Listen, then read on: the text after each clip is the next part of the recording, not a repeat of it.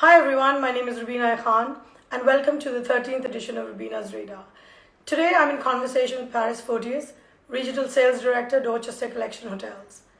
All 9 of the Dorchester Collection hotels are open, each one of them iconic, luxurious and glamorous, shaping the histories of the cities they're located in and making histories in human minds with memories and on celluloid.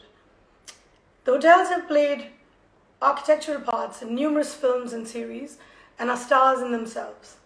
Who can think of a London without the Dorchester or 45 Park Lane, or Los Angeles without the Beverly Hills Hotel or Bel Air, or Italy without Principe di Savoia or Hotel in Rome, or Paris without the geranium potted façade of the Plaza Athenee or Meurice, or the most beautiful English countryside without Coworth Park and Ascot, such as their indomitable presence in the world of luxury in hotels.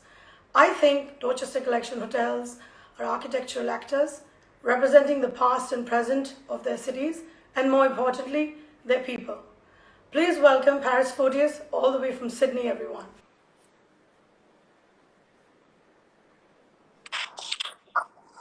Hello, Parris.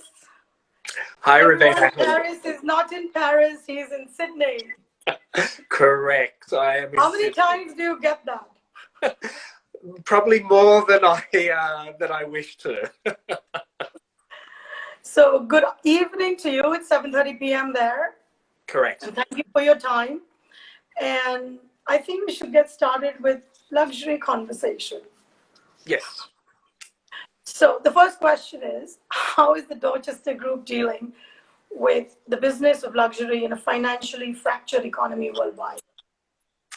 I think the past year has been the most challenging for all the hospitality industry. I mean, that would be an understatement of the century, I think, to say that. But I am absolutely delighted to say that Dorchester Collection has maintained all its employees throughout the entire. Oh, wonderful. Wonderful. Yeah, I think in a world that doesn't give access, or not access, but as much pertaining to the best assets, and knowing that the best assets are its employees. Dorchester Collection, I'm humbled to work for a company such as that that does that. I think you're very lucky. You're very lucky. Lucky, definitely, but as I said, it is the foresight of knowing that the employees are the best assets. So when people are able to travel again, when our guests are able to travel again, they'll be greeted by those same faces. That same warm reception that they always get. They will still be there. So I think that's been paramount, and the employees have stepped up. Especially during the time, especially for me, it's humbling to know that, from a solidarity standpoint, hearing about the employees in London cooking for local schools, that employees in Rome donating part of their salaries to help the cause. Preparing meals for healthcare workers in London, in Los Angeles, and also in Paris. It's just it's amazing to see. Wonderful. So did any of your hotels across the world shut down during the first global lockdown? Yes, all the hotels have closed and reopened at some stage, adhering to obviously the local government mandate and the guidelines, and we're still doing so. At the moment, our LA hotels have reopened for business, which is great. We're all looking forward to May 17, when all the UK hotels can reopen. They'll be fully reopened at that date, and then we're also looking forward to the situation getting better for our hotels in Italy and also in France. Oh, that's great. So what are the changes that have come about in operations and guest experiences? Like, the key components, not the regular stuff. Like, what is the marked difference? Yeah, look, I think that there was such an emphasis on the health and safety and cleanliness Right. protocols, but ours have always been exceptional. So really, there wasn't much change. Where the change was in training the employees to guide the guest through the new normal. I hate using that term, but through that new normal, and especially for the apprehensive guests that were coming to stay. And I imagine there must be a lot of apprehension. Despite being loyalists of the brand, I'm sure apprehension is abundant. Look, I think throughout everything that was happening, that was without a doubt. There's apprehension everywhere, but I think the great thing about staying at a Dorchester Collection and our loyal guests who do come and stay, that there is an ease, there is an at home feel that they have, and I think that's been continued throughout. Of course, we do offer now hygienic kits, including masks and sanitizers for all guests. But I think also the other thing is the takeaway programs that we've implemented for the restaurants. We've even had virtual experiences and more personalized experiences as well, private personalized experiences. So is it hard to make your guests escape into the luxurious worlds your hotels inhabit? I mean, because the reality is right out the door. So how do they get cocooned in that luxury of yours that you offer? Yeah, look, I think travel restrictions are difficult for any guests, although even if needed, obviously throughout the period. But operationally, our team, what I love about it, that they've got so much passion and so much drive that the guests that we were talking about, those that were coming and staying, they made it a mark that they wanted to make the stay even more memorable than the last. So they were going above and beyond. So they really sort of took that upon themselves. Yeah. So is there a new kind of luxury that your customers seek today? Any new requests? Look, I think personalization is the key. That's always been, increased attention to detail, but also to the hidden gems, especially around culture. So I have to interrupt you there. When you said increased attention to detail, I mean, you already as a group are so in detail with everything. Increased attention means you're almost robotic, like you're inside a guest's mind. That would be wonderful, actually. Well, look, I mean, it's actually really interesting because we see it, especially what we call our surprise and delights with the guests, and I see it all the time where they're posting on their own social media platforms, how surprised and how, excited they were. So maybe not robotic, but definitely. Yeah, that was the wrong word. I apologize. No. Right back. No, intimately. It was very really bad impromptu usage. Yeah, knowing the guest intimately, I think that's really. Yes. See, you are the experienced guy. You know how to phrase that. I meant you're already so good. I can just imagine more attention would be just wildly amazing. I think I've said that better now. No, absolutely. I concur on that one. But it's also, I mean, just going one further as well, I guess the new kind, it's we reimagined, obviously our iconic dining experiences. So, we've got that now, the pop-up Polo Lounge at the Beverly Hills. We've got the Bel Air under the stars, which we do in the gardens of the Hotel Bel Air, and also now the Rooftop at the Dorchester. Yes, so that was my next question. Yeah. See, increased attention to detail. My next question. So I was just saying that I'm so pleased to hear of the Rooftop. It's the first time that the Dorchester has opened its terrace. Would I call it a terrace? Yes, absolutely. Yes, first time. We're celebrating 90 years as well this year. 92. And the response was amazing. I actually posted, a week or two just before it opened on my own social media platforms, and the response was just phenomenal. friends from other hoteliers, who'd already booked or who were trying to book a table to go up there. It was just phenomenal, the response. I can only imagine. So this, I also love the rose bouquet gift box that the Dorchester started delivering, which is 12 pale pink roses. I think, is that a way to make your guests or people who love your hotel feel a little bit closer to the brand, or to have a little bit of the luxury they've experienced at the hotel at home? Totally. For those that aren't able to come and stay and experience, there are countless stories that I read of guests who would normally come on their anniversary or birthday to one of the hotels, who are unable to because of the global situation. And yes, absolutely. It's, even the Polo Lounge doing their iconic souffle, you could actually get home delivered. With the Polo Lounge chocolate disc that you could actually put on there. There was a spate of, Instagram posts with that, of guests doing that. So it's something that they can actually take home. If they're unable to come and stay, just take a little bit of the back home with them. Yeah, I think that's wonderful. It's a beautiful idea. So with almost no international tourists and business travelers, in all the cities, are the guests now more domestic, or do you see some sort of movement?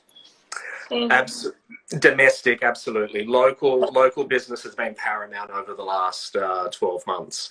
And I think that's probably one of the reasons very early on we created an offer called Your Ultimate Staycation, which really highlighted the nuances, everything good about each of the cities. And I think maybe even, reintroducing some of those hidden gems in the city that the locals had forgotten about. So we always had a package or an offer that we did, live like a local. We had talked about that and had been doing that for quite a while. So I saw this as almost a logical extension of that. To be able to do that. And it was so well received. And I guess from my point of view, the hotels are also the destination. So Yeah. people would love just to come and stay 2 nights at the Dorchester or 45 in London. And we saw a similar trend over in Los Angeles at the Bel Air and the Beverly Hills Hotel, to be able to come in and, I think that's probably, where that's come. So it's very much domestic. Mm-hmm. So who do you think is your customer today, any new customer, and who is going to be a future Dorchester customer? I think I'd rather use the word loyalist, because I think once you stay at one of your hotels, it's for life. Yeah, I mean, it's you can't wonderful. Exit. Every hotel is so different, yet there is a very much a Dorchester Collection feel in all of them. And I think our guest is someone, who does live a global lifestyle. Not necessarily someone who lives by the rules, who loves spontaneity. I think the guests of us is someone who really, I mean, like you said, even an extension of that loyalist is, sees our hotels as a home away from home. And I think we'll always do. Yes. So you have a 10th hotel coming up in Dubai. It's called the Residences, and it's also in downtown Dubai, and it's 60% complete. So how come Dubai after so many years? Look, Dubai, we actually... May I interrupt? You also have twin presences everywhere. So every country has twins. So I want to know. One's in Dubai, one's in Abu Dhabi. Well, okay, I could maybe answer a little bit of that. So we've partnered with the luxury developer Omniat. So that's who we're building with. It's actually 2 towers. The first tower will be the hotel. I believe it's about 220 rooms, and that'll be finished by 2022. The end of 2022.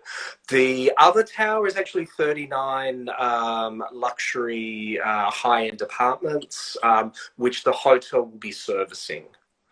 Now they will be, the area is actually in the up and coming Meurice district. It's right on Dubai Creek where they're redeveloping, reimagining all of that area. Lovely, it's going to be a lovely marina. And the views are going to be stunning. We're going to have a rooftop infinity pool, which is going to take, all of those vista, all that amazing vista in. And they will have some of the largest rooms. The hotel will have some of the largest rooms in Dubai. What I love about it is that being on Dubai Creek, we're going to have the best of both worlds, because we're going to be able, our guests who want more of a beach experience will be able to actually take down on a private boat down the creek along the coastline. And to answer your question with regards to twins, we are already actually managing or servicing other apartments also developed by Omniat on One Palm. So we're actually they're already open. So we'll be able to take our guests down to that area, and they're going to be able to have a beach experience there, and they'll be able to take them back. So we've already got a little bit of that twinning happening. Very good usage of the word, Parris. Very proud of you. Twinning used and how. So, tell me more about Coworth Park extending the North Lodge. Is it because people are expecting vast sort of sunshine areas and more like a home, like, large expanses? Is that the reason you came up with North Lodge, or was it already in the pipeline to come in? Look, to be honest, a bit of both. Innovation and renovation is always paramount with Dorchester Collection. So the project was already in place before the pandemic actually hit. So, and that goes to your first point. Yes, most definitely. Our guests love nature, love the space. We have the original cottage, the Dower House, which was so popular, that's where we actually started thinking we need something else, and that's where North Lodge came in. It was just the logical step to actually have another 3-bedroom cottage to offer our guests, because Dower House was so popular. I just visually travel to it every day. I tell you, it's just so pretty. It's stunning. It's anything but where I am, right? So So. The Dorchester Collection hotels have been a part of fashion and film history. I think most people know it, and for those who don't, let's talk about Paris, the hotels, not you. So, okay. Yeah. So, Le Meurice was in the Netflix show Lupin, and the second series is out, so I'm not sure if you're still in the sequel of the series. And then the Plaza Athenee was in Emily in Paris, which is, I think, the most watched because it was a virtual travel wonderland, the show. So, and all the good things in life, which no one has access to right now. So, and of course, Devil Wears Prada, HBO Sex and the City. I mean, your Plaza Athenee has basically been the hub of shootings. I would think so. And then Christian Dior shooting most of his campaigns there. So I want to know, do these pop culture references just whet the appetite of people virtually, or do you think it'll incite them enough to come? I'm talking about a new person. Yes. Look, as I mentioned earlier, I think the hotels are a destination in themselves. The stories, whether they're fictional or non-fictional, yes, they do allow our new guests to dream and put on their to-do list to come. But I really think that the only way to really experience the Dorchester Collection is to stay, so they can live vicariously through Emily in Paris, or Jennifer Aniston, or any of the characters they like. Any of the characters, exactly. But to come, there's nothing compares to actually coming and staying at a Dorchester Collection hotel. But of course, I couldn't agree more. So the Beverly Hills Hotel in Los Angeles is also known as the Pink Palace. Can you tell me why? The Pink Palace. Well, it's actually the facade. It's actually the facade of the Because hotel. it's pink. It's absolutely. It's pink. So there's no other reason for it. Yeah, no, it's just the pink wash. It's always been the colour. All our hotels have a colour. I mean, you mentioned the geraniums at the Plaza and the red awnings. That's known as the Red Hotel sometimes. I see. And yes, the Pink Palace has always been known. Obviously, over 12 acres, so it's that pink wash. Oh, I thought it was something to do with the stone or something to do with the architecture. So it's a reason. All right. So it was featured on the Eagles World #1 album cover, Hotel California. Could it be more literal? And then you have, Principe to Savoia in, Adam Sandler and Jennifer Aniston's movie. Again, Netflix. Is Netflix paying you guys? Because they should, And in the I film wish. Murder Mystery, I think you should take it up, I'm more interested in the fact that Federico Fellini apparently had all his media campaigns on the rooftop of Hotel Eden Rome because he thought it was the best view of Rome, 360 degrees. Can you tell me more about that? I'm very fascinated by that. Yeah, well, actually, we weren't able to name one of the suites, the Dolce Vita suite, but it is actually an homage to Federico Fellini. So, and that's the great thing we've got. I mean, he's just one. If you go to the Beverly Hills Hotel, we've got Bungalow 1, which was named after Marilyn Monroe, which was her favourite bungalow. Bungalow 3 is for Howard Hughes, who actually lived 30 years at the hotel. Wow. Then we've got Bungalow 9, which is inspired by Charlie Chaplin. And then, as I said, we've got, at Hotel Eden, you've got our Imperial Suites in Milan at the Principe, named after or inspired by certain actresses, Sophia Loren, Verna Lisi, and a couple of others. So there's always been a connection. There's always been a connection with famous. You're Hollywood and fashion royalty hotels. Hollywood and fashion royalty. Totally. I mean, even, from an art, Dali, at Meurice, there's always a connection. And that's what I love. 45 Park Lane's art exhibits of new and upcoming artists and great new works. So, yes. It's great, really, absolutely stunning. That calendar, when it comes out every year, and we have relaunched that this year, is very, very much in demand. Mm-hmm. So I want to know, when will 45 Park Lane make its film debut? And I also want to know how to pronounce this wine that they have.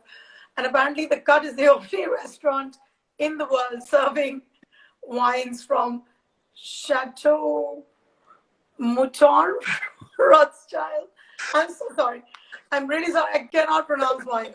From 1970 to 2015. And they have a 1962, which is the only one bottle. So this is a fantastic way to learn about things that are happening in this new world we're all in.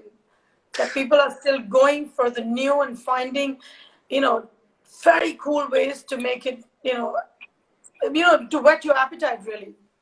No, absolutely. It's been what I've loved over the years. The hotels have always been immersed and forward thinking, and with regards to similar things. I mean, 45 Park Lane, we have probably the best Negroni in all of London. That we have, at the Plaza Athenee, we had, I think it was probably 18 months ago now, we had an exclusive Krug bar, which they built for us. For several months, that was there, which had amazing, again, standalone and amazing bottles of Krug that you couldn't get anywhere else in the world. And we always do that. So with 45 Park Lane, absolutely, it's great that even in these times we're able to actually do. The burger is very engaging, and you feel inspired that everyone's going all the way to make it all great. And, something new for everybody, Absolutely. Whether it's the roses or some expensive wine or even virtually traveling through your hotels on series. Yeah, exactly. And look, and to answer your question with 45, when it will make its debut on Netflix or any... Look, I think that it's an amazing setting. Coworth Park as well. I think they're both, perfect settings. And maybe with your help, we can get Rohit Shetty or Anurag Kashyap to film one of their new films. No, their new films are movie not. series. Their films are absolutely not 45 parking. No chance. You don't want damage to property and dog stories being filmed in very happy places. No. But yes, I can look into it most certainly. Thank you. Thank you. I think the Coworth Park with its equestrian, expanse of land, I think that's the right setting for any shooting. And it also offers so much social distancing and, it's so beautiful that I think that's the space that should really be, minting money on shootings. Socially distanced shootings. Really, I honestly think that. We'll have a talk after this. And you can have like these really hot men on barebacked on the horses. Lots of, designer fashion campaigns being shot and, hot men across, women too. We've got it. I'm partial, so I'm going to go with the men again. Done. And please call me to photograph the events as they occur. Okay, done. I promise. So, how has business been at the restaurants, the on-site hotel restaurants, like, all your legendary restaurants? Yeah, look, obviously the restaurants have been closed for the better part of the year. So, I see. So they have been physically closed. But then again, thinking outside the box, the creativity, the innovation, we have opened up 2 terraces in London. We have cut out at 45 Park Lane. I love the name, Cut Out. Yes, exactly. And then now the Dorchester Rooftop as well. So it's brought it's brought a different way of looking at it. And with that, so they've just launched April 12th. I think was the reopening of the restaurants in London. So it's unfortunately yes closed physical, but again looking outside the square and looking at other opportunities. Okay. So, your most famous chef that I know of is because he's an artist, Cedric Goulet from Meurice in Paris. So I can imagine if he's so great, what does it take to become a chef at one of your hotels? I would think it's the most daunting resume to ever write up. Look, it's... I'm really proud because, at Meurice, really fostered that creativity. He started off as a pastry sous chef and then went to a pastry chef. And obviously the opening of his shop at Meurice was absolutely amazing. And, quite warming. I mean, I heard that on opening, when it did open, there were lines out Rue de Rivoli of people just lining up wanting to come in. And, he really is. He's a culinary visionary. I mean, he's, Really? way, way above or beyond what other people were doing and are doing. So it's a really high bar for any young chef who wants to join the group, Yeah, I mean, look, it's, we've got some amazing chefs, but there's something that they want to aspire to as well, and follow in the footsteps. I think that's the other great thing. Yeah, so it's a positive, actually. Yeah. What kind of social media strategy actually works for you during the pandemic? And, how do you get the numbers, the celeb elite, and the bookings and the awards? I mean, you're managing to do everything really well. But how do you do it? Because obviously you're in strategy. Yeah, look, first and foremost, I think we're pretty lucky because we are situated in iconic cities and we have such aesthetically pleasing hotels. And the addresses in the cities. Exactly. And, and the buildings are, are aesthetically pleasing and people want to take photos of them. So I think that's first and foremost with regards to that. I think then it's our talented in-house teams. I think that there's a lot of campaigns, a lot of things that they've put forward, which has just blown me away.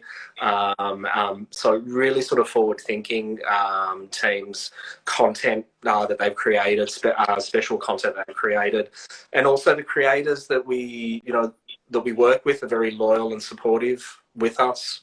As well. I think that's always helped. And I think one thing I did mention it a little bit earlier, that probably gets lost sometimes, is just from a guest perspective, those surprise and delights. Yes. I did mention it, but they do. I've seen so many that, will put out, and that's how I see them as well. I will see the birthday in the room, and whether it's, those little special, really intimate and personalized touches that they do that just, really go above and beyond.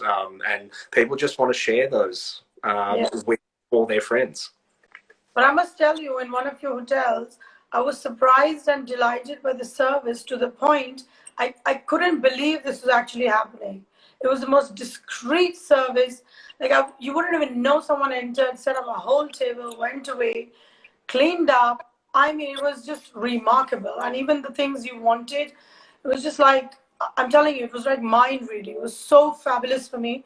So I can just imagine how hard the teams will be working now to make sure that their guests, love their work even more. Because I think that's what everyone is striving for, is love and appreciation more than really a cash flow, I think.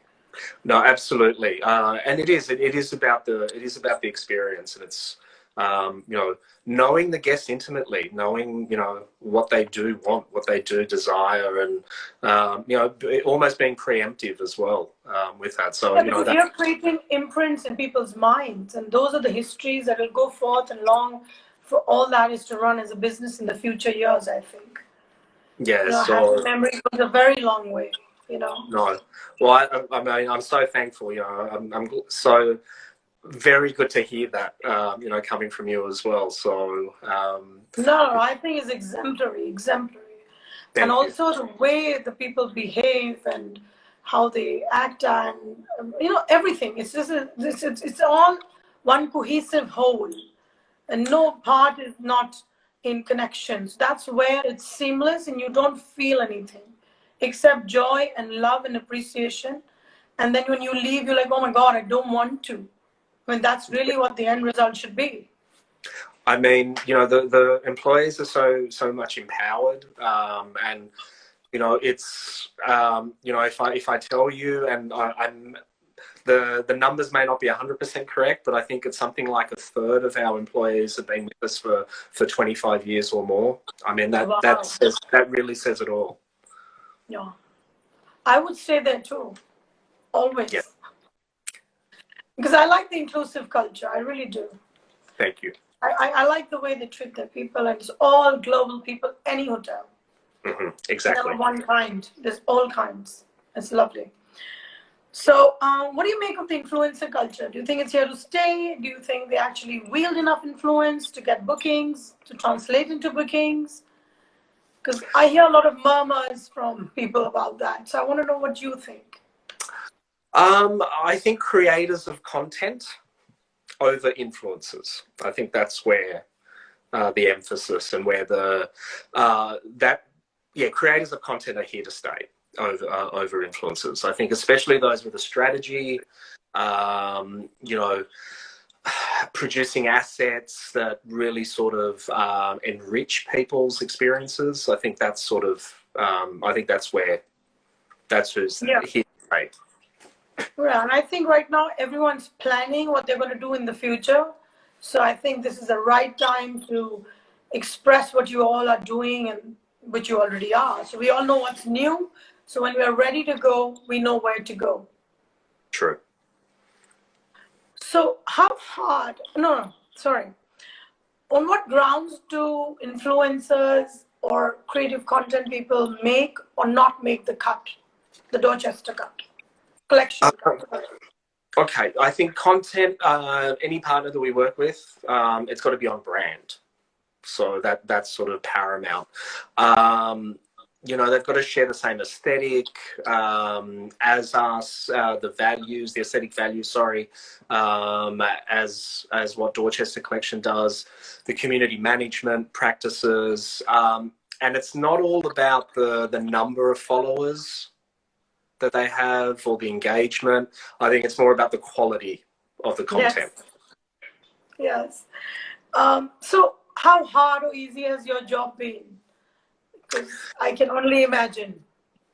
Yeah, look, I mean, like all, my results been tested throughout, from the beginning of this. But, that's for everyone in any industry, and especially in our industry. It's adapting to the circumstances. It's, I guess, working with navigating through the unknown. Things are constantly changing and evolving, and having to sort of keep up with that. But I think, again, going back to sort of one of the first things that I mentioned was that it's been amazing to know that I work for a company that has stood by us 100%. I love that. And that is really sort of, it really does put you at ease, especially with everything that is happening, to know that. And then able to get on with your work. Wonderful. So what do you think is the biggest paradigm shift in the luxury hotel PR business? Are the old school thoughts still going to work? Because I don't think so. Yeah, I think digital and content creation, for storytelling, I think that's probably the biggest. The different formats that are used, and also the different channels, the number of channels, having to keep up with that, having to, be on point for each. I think that's probably the most important. Yes, and that's going to keep evolving in the coming years, I think. Yeah. There is something new to grapple with every other year. Technology, yeah, absolutely. Yeah. So, how do you think the luxury hotel landscape has changed, given the Dorchester Collection is a formidable leader in the game? I think that, again, I think the first thing that everyone's talking about, again, that health, safety, cleanliness protocols. But again, because ours were so, on point from the beginning, it was really just tweaking those. I don't think that was a huge one. But I think, we've touched upon it a bit, the outdoor space. Really sort of, I mentioned our Live Like a Local campaign, which was done a bit prior, and then which sort of evolved into your ultimate staycation. There's a big emphasis on that sort of outdoor space. We're lucky that, a lot of our hotels are either on, acreage, Coworth Park, Beverly Hills Hotel. Views. Yeah. Or next to parks, the Dorchester 45 right off the Hyde Park, the Meurice opposite. So I think we're lucky in that. Guest experience, again, going back to those surprise and delight. I think that's, I think there's even more of an emphasis on that now. That personalization, and the increased creativity, that we've been forced to even think about more. So I think all I can say is the best is yet to come. Oh, wonderfully said. Bravo. So let me put you on the spot. Do you have a favorite Dorchester Collection hotel? Now that, apart from my... Oh, is it the one in Sydney that hasn't opened yet? Or hasn't even been planned yet? Now that's probably the number one question I get asked. No, you have to answer it. Come on, you've got to have a favorite. I can see your red Plaza bear behind. Well, no, that's like asking me what my favorite child is. You can't ask me. Oh, yes, everyone has a favorite child. That's the beauty. I've only got one. I'm lucky, but I've got 9 legendary hotels. So. Okay, I'll let you pass with, in the future, a hotel in Sydney is your favorite. There we go. Thank you. So how has working from home been? And what does the workday entail now versus your travel and airport ins and outs? Look, for me, there hasn't been too much of a change. I've been working from home for over 10 years. So this is my office, my home office. So I've been working here. So from that aspect, there wasn't really much of a culture change for me. Being not on the road as much, yes, I mean, that, of course, has been a huge shift. My days are now sort of filled with Zoom calls, jumping on webinars, WhatsApp chats, but also the good old-fashioned phone call, just picking up the phone and speaking to clients. seeing how they are, what's happening. And I do try here in Sydney, I do try to get out on the road at least 1 or 2 days a week. So, even if that's not visiting an office, it's maybe visiting someone or meeting them for a coffee somewhere in a cafe and just chatting there. So I do try to get out on the road locally as much as I can. And have you been wearing the uniform of the world, the COVID pajamas? No COVID pajamas for me, but... So it's always suits and ties for you? No, well, if it was a COVID pajama, it'd have to be the one from the Beverly Hills, the silk pajamas from the Beverly Hills Hotel. Oh, I love them. I love them. Is it the palm tree print? Is it the palm tree print? The oh my God. How do I get them here? How do I get them here? You can. I love them. Our e-shop does ship now, so we've got some great... Thank you for the tip. I wasn't aware, but I'm not sure you are aware of India. Only essentials can come in. And I don't think pajamas must be... No. COVID pajamas are no essentials? No, not at all. No. That too coming from a foreign country pajamas, I'm not so sure. Why? Because the cloth and cotton is probably from India. So I don't think so. I don't think so. So what have you missed and have yearned for during the phase of the pandemics? Because every country is going in and out. So it's a constant state of the pandemic. So what do you miss? Look, I think our industry's it's built on personal relationships. So that human element, being able to visit clients overseas or even interstate, that's something that I've probably struggled with the most, and I've missed definitely. Have you been cooking, or you've been eating and making merry, beautiful Sydney and the sunshine and sunsets? Is it all dreamy? Is it all dreamy? I love to cook anyway. I do most... Actually, I didn't know that. I do most of the cooking on weekends. So from that aspect, nothing's changed. Although I have been able to add a couple of recipes to my repertoire. Probably the number one is the pretzel bread recipe from 45 Park Lane. Just amazing, and Meurice. You can't stop. Oh my God, I'm like salivating. What's the first thing you do in the morning and the last thing at night? Okay, first thing what I normally do is I actually get our vitamins set up. We've got a little vitamin regime, and so I always set those up for the family. The last thing I do, it's a bad habit, but it's checking my emails on my phone. I know I've got to stop that, but where I cover so many different time zones, there's always an email coming in, and it's usually urgent. So all emails are urgent. So I'm always checking that, unfortunately, the last thing. I'm shocked because I assume the last thing would be to check yourself in the mirror and see how much more Bruce Willis-y can you get. That's what I thought. Now I'm blushing. A little narcissism there tonight. Alone in your Beverly Hills palm print pajamas. That's the middle of the day. I see. I'm so sorry. Apologies for not understanding your timelines. So what makes you feel like home? What makes you feel like you're at home? Not just in your home, but like what makes you feel, you know what I'm saying, the texture of home. Yeah. You know what? It's funny. I often do tell this to people. When I go back to the Dorchester in London, I just feel like home. There's just a warmth about, walking into that lobby.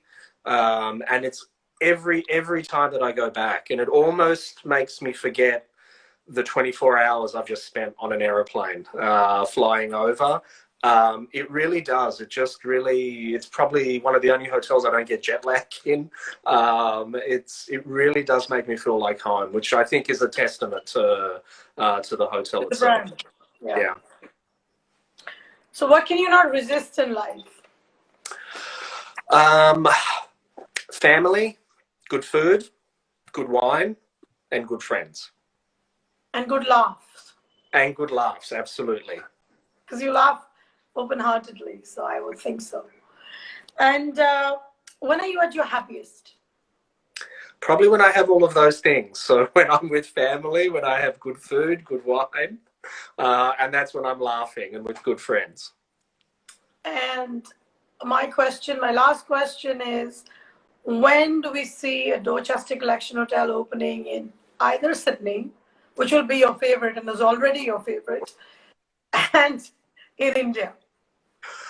Look, our development team is always prospecting, unique and cosmopolitan cities. So they're always on the lookout.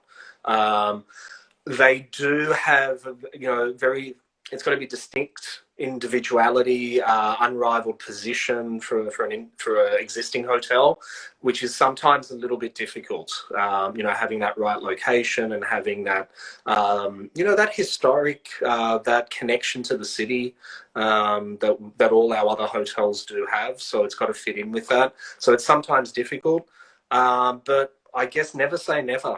Right. Dubai has come up, and I know. Yeah, exactly. I can safely say that you will kill the competition there. I'm looking forward to it. I can't wait for Dubai to open, to be honest. I think it'll be amazing, and a great, really sort of taking our reach to that next, increasing to a next city, a new continent as well. Yeah, of course. So thank you, Parris. This was your first live, and thank you for your time. I know it's almost supper time in Australia, so thank you so very much. I do so appreciate it. And thank you for this wonderful chat, and look forward to seeing you soon. My pleasure, Urbana. Thank you for having me. Thank you for being easy on me as well, being my first. And I can't wait to see you in person soon. Indeed. So, bye. Cheers. Okay.